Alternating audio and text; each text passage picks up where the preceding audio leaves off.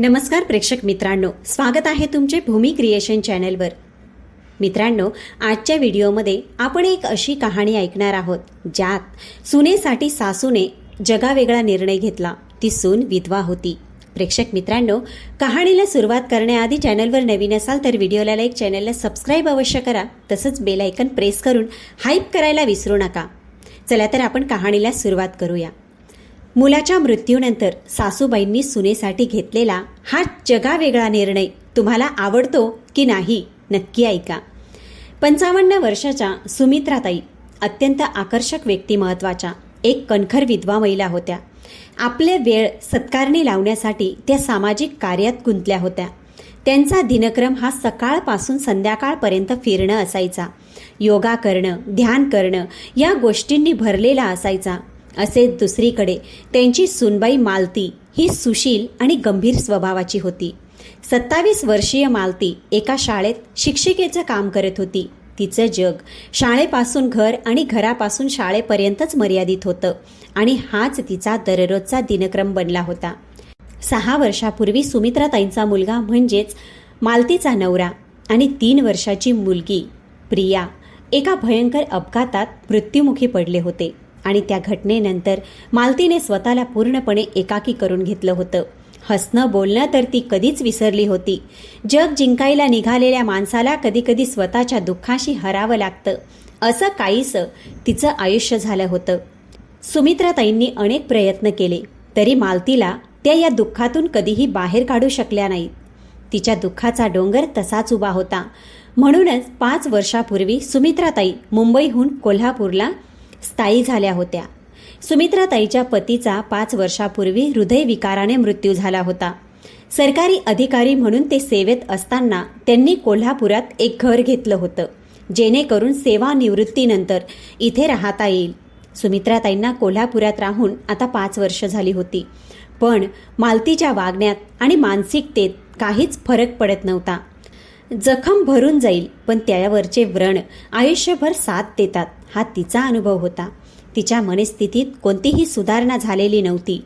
आता सुमित्राताई या वातावरणामुळे खूपच उदास राहू लागल्या होत्या। दुःख एकटं येत नाही, त्याच्यासोबत एकटेपणही घेऊन येतं, याची जाणीव त्यांना होत होती। एक दिवस आपलं एकटेपण दूर करण्यासाठी सुमित्राताईंनी मालतीसमोर घर भाड्याने देण्याचा प्रस्ताव मांडला। त्यावर मालती चिडली आणि म्हणाली, आई, कशाला ही भानगड करताय? आपल्याला काही कमी नाही। मी चांगला जॉब करते, बाबांची पेन्शन आहे, आपल्याला कोणाची गरज नाही। मालतीचे हे बोलणं ऐकून सुमित्राताई थोड्या शांतपणे पण ठाम स्वरात म्हणाल्या, तुला काय कळणार मुली, तुला तर या अंधारात जगायची सवय झाली आहे, पण माझा जीव या 4 भिंतीत गुदमरतोय।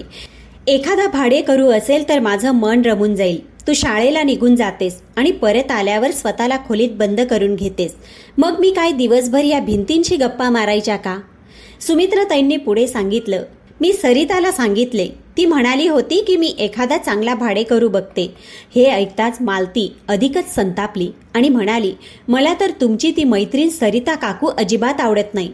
त्या नेहमी माझ्या डोळ्यात खुपतात, गल्लीभर चाड्या करत फिरतात। ठीक आहे, जास्त बोलू नकोस। उद्या शाळेमधून येताना ATM मधून थोडे पैसे काढून आण, खोली व्यवस्थित करता येईल आणि थोडा रंगसुद्धा लावावा लागेल। सुमित्राताई म्हणाल्या। हे ऐकताच मालती रागानेच म्हणाली, अच्छा, म्हणजे तुम्ही ठरवलंच आहे की खोली भाड्याने द्यायची? मग मला विचारायची काय गरज आहे तुम्हाला? तुम्हाला जे वाटतं ते करा, असं म्हणत ती आपल्या खोलीत निघून गेली। मालती गेल्यावर सुमित्राताई विचारात पडल्या, या मुलीला काय झालं आहे? प्रत्येक गोष्टीवर तोंड फुगवून बसते। तेवढ्यातच सरिताताई त्यांची शेजारी हे आनंदाने आल्या आणि म्हणाल्या, सुमित्रा, तुझ्यासाठी आनंदाची बातमी आहे ग। माझ्या बहिणीच्या मुलाचे इथे ट्रान्सफर झाले आहे। ती मला घर शोधायला सांगत होती, म्हणून मी तुझ्या घराबद्दल सांगितलं आहे। हे माझ्यासाठी किती चांगलं होईल, माझी बहीण आता माझ्याजवळ राहील। सुमित्राताईंनी उत्सुकतेने विचारलं, अच्छा, कोण कोण आहेत त्यांच्या फॅमिलीत? तेव्हा सरिताताई म्हणाल्या, माझी बहीण, तिचा मुलगा राजीव आणि एक मुलगी, तिचं लग्न झालं आहे आणि भाऊजी तर खूप वर्षापूर्वी हृदयविकाराने गेले आहेत। राजीवची 5 तारखेला जॉईनिंग आहे। त्याआधीच ते लोक इथे शिफ्ट होतील, फक्त 1 आठवडाच राहिला आहे, असं म्हणून सरिताताई घरी निघून गेल्या। 3-4 दिवसांनी बाहेर गोंधळ ऐकून मालती बाल्कनीतून खाली डोकावून पाहू लागली. तिला एक लाल टी शर्ट घातलेला माणूस कामगारांना सांगत होता की ट्रकमधलं सामान खाली उतरवताना तो दिसला. कदाचित नवीन भाडेकरू असावेत असा विचार करत ती पटकन खाली आली. तिने सासूबाईंना उठवलं. सुमित्राताई झोपलेल्या होत्या. त्यांना दुपारी झोपायची सवय होती आणि गुडघेदुखीमुळे त्या वरच्या मजल्यावर चढू शकत नसल्यामुळे खालच्या खोलीत राहत होत्या. सुमित्राताईंनी उठून बसतच मालतीला सांगितलं, चहा बनव, ते लोक खूप थकलेले दिसत आहेत. मालती बडबड करत स्वयंपाकघरात गेली आणि काही वेळाने चहा आणि बिस्किटचा ट्रे घेऊन टेबलावर ठेवला आणि स्वतःच्या खोलीत निघून गेली. तेव्हा सुमित्राताई म्हणाल्या, कुठे निघालीस? नवीन भाडेकरू आहेत, भेटून तरी घे. मालती थंड आवाजात म्हणाली, तुम्हीच भेटा त्यांना, मला खूप काम आहे. पेपर चेक करून निकाल तयार करायचा आहे. भाडेकरू ठेवायचं ठरवलंय ना, मग त्याची उठाठेव तुम्हीच करा, मला माफ करा. कोपऱ्यापर्यंत हात जोडून मालती अशा पद्धतीने बोलली की सुमित्राताईंना हसूच आलं.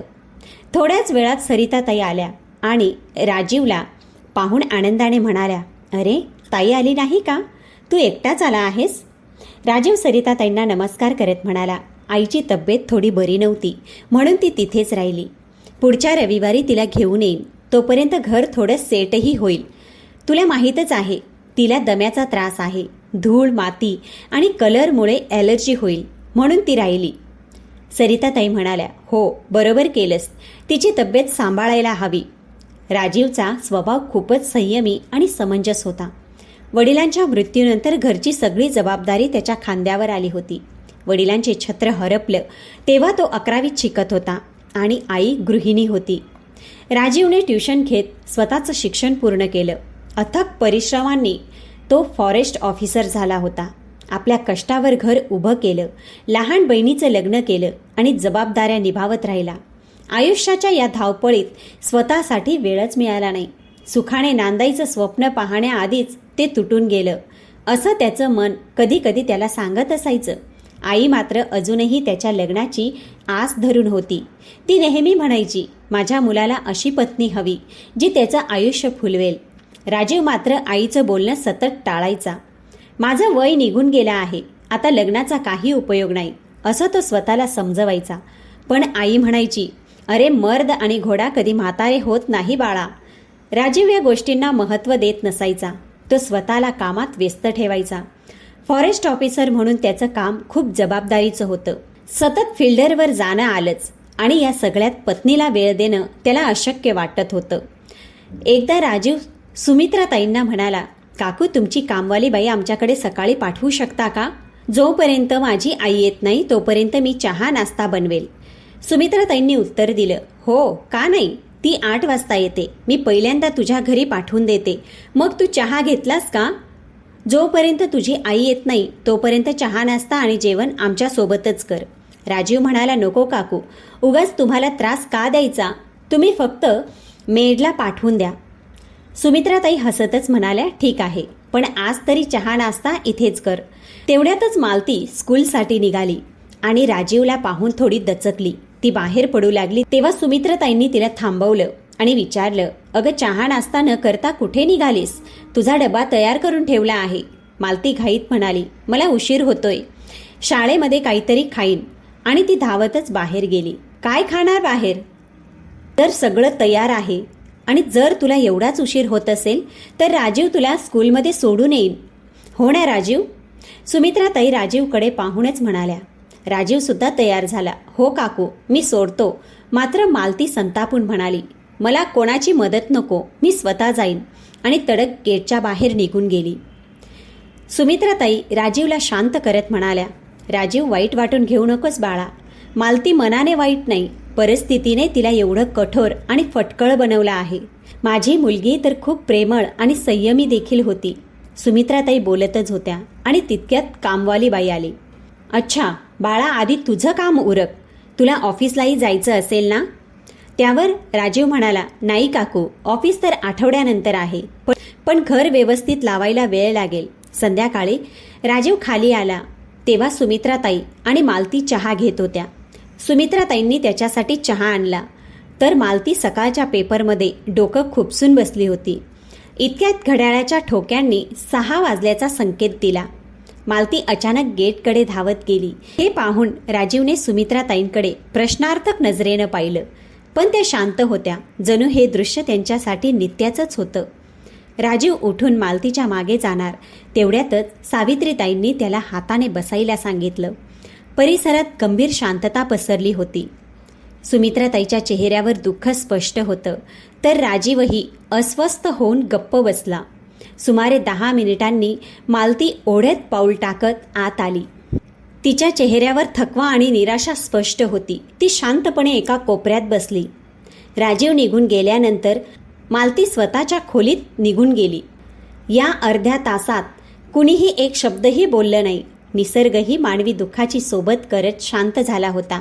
पक्षी घरट्यात परत गेले होते आणि झाडांच्या फांद्याही गप्प होत्या. 2 दिवसांनी शनिवारी राजीव घरी आला आणि स्वयंपाकघरात शिरला. काकू, खूप भूक लागली आहे. वासही अफलातून येत आहे. काय बनवले आहे तुम्ही? तो स्वयंपाकघरात शिरताच थबकला. समोर मालती जेवण बनवत होती. अरे तुम्ही? राजीव दबकतच म्हणाला. मला वाटलं काकू आहेत. मागून सुमित्राताई म्हणाल्या, तुला काय कळणार, माझी मुलगी माझ्यापेक्षा चांगला स्वयंपाक करते. मालतीने टेबलावर जेवण ठेवलं आणि 3-4 मोठे डब्बे घेऊन ती बाहेर निघून गेली. राजीव तिच्याकडे पाहतच राहिला. सावित्रीताईंनी त्याला सांगितलं, प्रत्येक शनिवारी आणि रविवारी मालती स्वयंपाक करून अनाथ आश्रमात घेऊन जाते. तिला फक्त देणं माहीत आहे. तिच्या दुःखाला कोणी समजून घेतलं नाही, पण ती सगळ्यांसाठी उभी राहते. खरंच तिचं हृदय खूप मोठं आहे.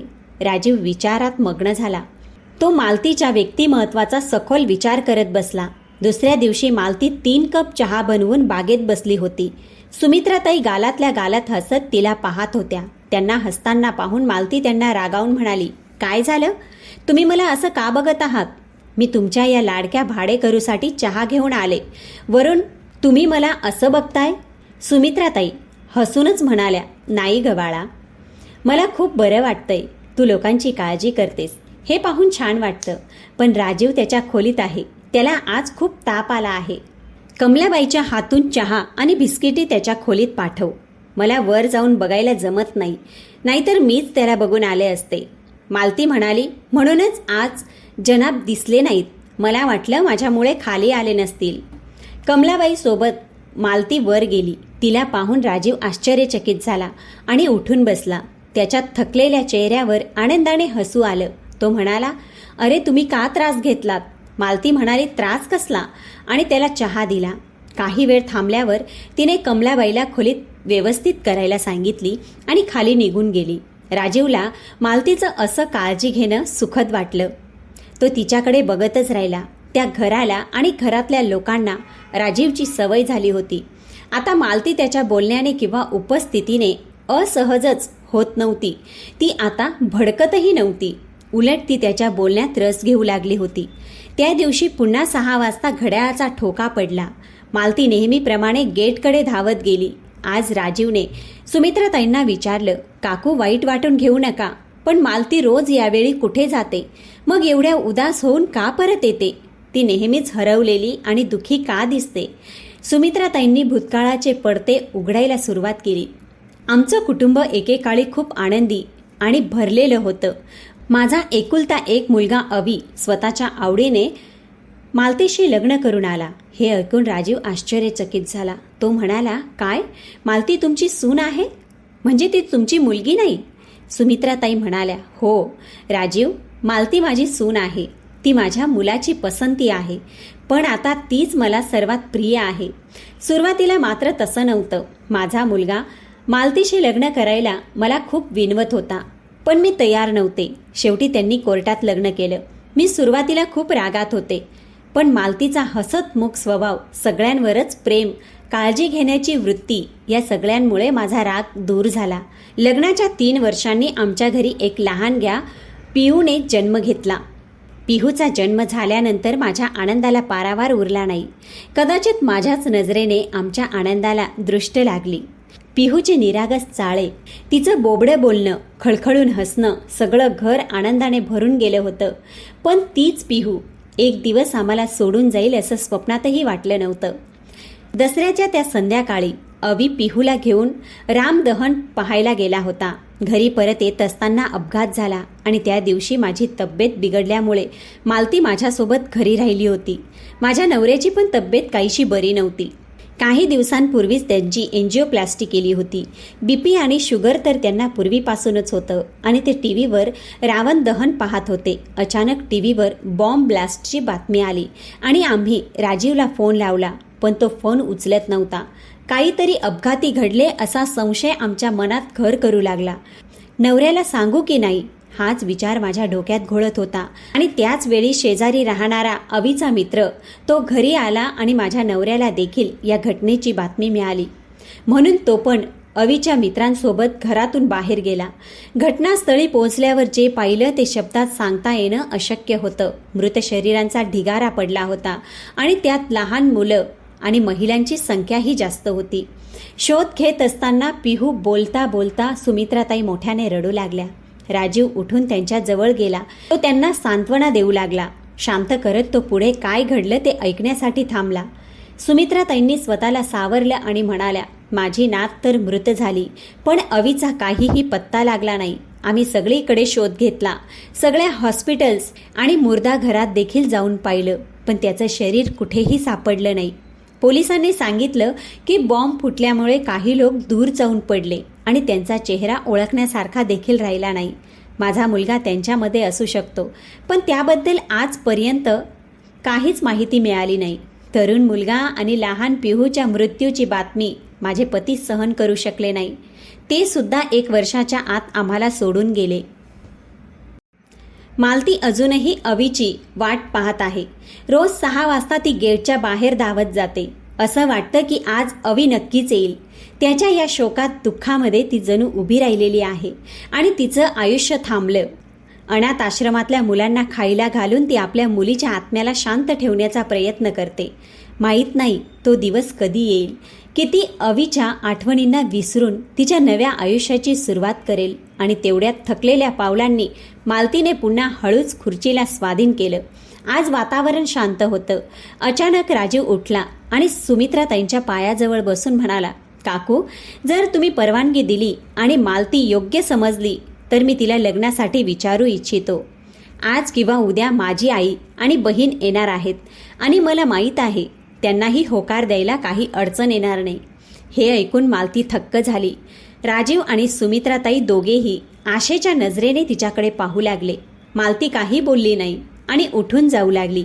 त्याच वेळी बाहेरून आवाज आला, आज किंवा उद्या नाही दादा, आम्ही तर आलो आहोत. हा आवाज राजीवच्या बहिणीचा होता. अरे, तुम्ही अचानक आलात? सांगितलं असतं तर मी तुम्हाला घ्यायला आलो असतो. अरे, सांगितलं असतं तर आम्हाला एवढं सुंदर सरप्राईज कसं मिळालं असतं. राजीवच्या आईने एक प्रेमळ नजर मालतीवर टाकली आणि तिच्या डोक्यावरून हात फिरवून म्हणाली, जर तू माझ्या मुलाच्या आयुष्यात आलीस तर मी स्वतःला खूप नशीबवान समजेल. जेव्हा राजीव फोनवर बोलत असतो तेव्हा तो फक्त तुझ्याबद्दलच बोलत असतो. तू आम्हाला खूप आवडली आहेस. तू माझी सून होणार. मालतीने काहीही न बोलता मान खाली घातली आणि आपल्या खोलीत निघून गेली. सुमित्राताई राजीवच्या आईच्या गळ्यात पडून म्हणाल्या, माझी मुलगी हो नक्कीच म्हणेल. मला पूर्ण आशा आहे. जर तिला नकार द्यायचा असता तर ती पटकन नाही म्हणाली असती. अचानक हा विषय निघाल्यामुळे ती शांत झाली आहे. खूप वर्षानंतर आज मालतीला सुखाची झोप लागली होती. स्वप्नात तिने पाहिलं की तिच्या खिडकीतून एक आशेची किरण येत आहे. त्याच्यावर बसून अवी तिच्या खोलीत येत आहे आणि तिच्या कानात म्हणतो, मालती, या नात्याला हो म्हण आणि पुढे जा. मी तुझा गेलेला भूतकाळ आहे आणि तुझं वर्तमान तुझ्या पुढे हात पसरवून उभा आहे. त्याचा स्वीकार कर. तेव्हा अचानक तिची झोप मोडली. घड्याळात पाहिलं तर सकाळचे 5 वाजले होते. ती धावत खाली आली आणि सुमित्राताईंच्या खोलीचा दरवाजा ठोठावू लागली. सुमित्राताईंनी घाबरून दरवाजा उघडला तेव्हा मालती त्यांच्या गळ्यात पडून जोराने रडू लागली. काय झालं? काय झालं बाळा? वाईट स्वप्न पाहिलंस का? आई, आज मला मनसोक्त रडू द्या. खूप वेळ रडल्यानंतर मालती शांत झाली. तेव्हा सुमित्राताई धैर्याने तिच्या बोलण्याची वाट पाहू लागल्या. मग थोडं शांत झाल्यावर मालती म्हणाली, आई, आज अवी माझ्या स्वप्नात आला होता. मला म्हणाले की मी त्यांना विसरून माझ्या आयुष्याची नवीन सुरुवात करावी. आई, तुम्ही सांगा मी काय करू? सुमित्राताईंनी हसून उत्तर दिलं, मालती, तो बरोबर बोलत आहे, तू त्याचं ऐक. हे बघ मालती, आता अवीला पण हेच हवं आहे. तू त्याला विसरून तुझ्या आयुष्याची सुरुवात कर. आयुष्य एकट्याने काढायचं नसतं बाळा. मी आज आहे, उद्या नाही. तू तुझं एवढं मोठं आयुष्य एकटीने कसं काढणार? राजीव खूप चांगला मुलगा आहे. खरं सांगू, तुझ्या भीतीमुळे मी काही बोलले नाही, पण माझी पण हीच इच्छा आहे. माझ्या भीतीमुळे मी एवढी घाबरण्यासारखी दिसते का? मालती चिडून म्हणाली, नाही ग, तू तर माझी लाडकी मुलगी आहेस. असं म्हणून सुमित्राताईंनी मालतीला आपल्या गळ्यात घट्ट धरलं. तेव्हा मालती म्हणाली, पण मी तुम्हाला सोडून कुठे जाणार नाही. तुम्ही तुमच्या त्या भाडेकरूला सांगा. काय म्हणालीस? भाडेकरू? अगं, तो तुझा होणारा नवरा आहे आणि माझा मुलगा. खबरदार, जर माझ्या मुलाबद्दल तोंडातून असे शब्द काढलेस तर अच्छा बाबा, नाही काढणार. तुमच्या मुलाला माझ्या सगळ्या अटी सांगा, तेव्हाच मी या लग्नाला तयार होईल. ठीक आहे, तुझ्या सगळ्या अटी मान्य आहेत, सुमित्राताईंनी हसून सांगितलं.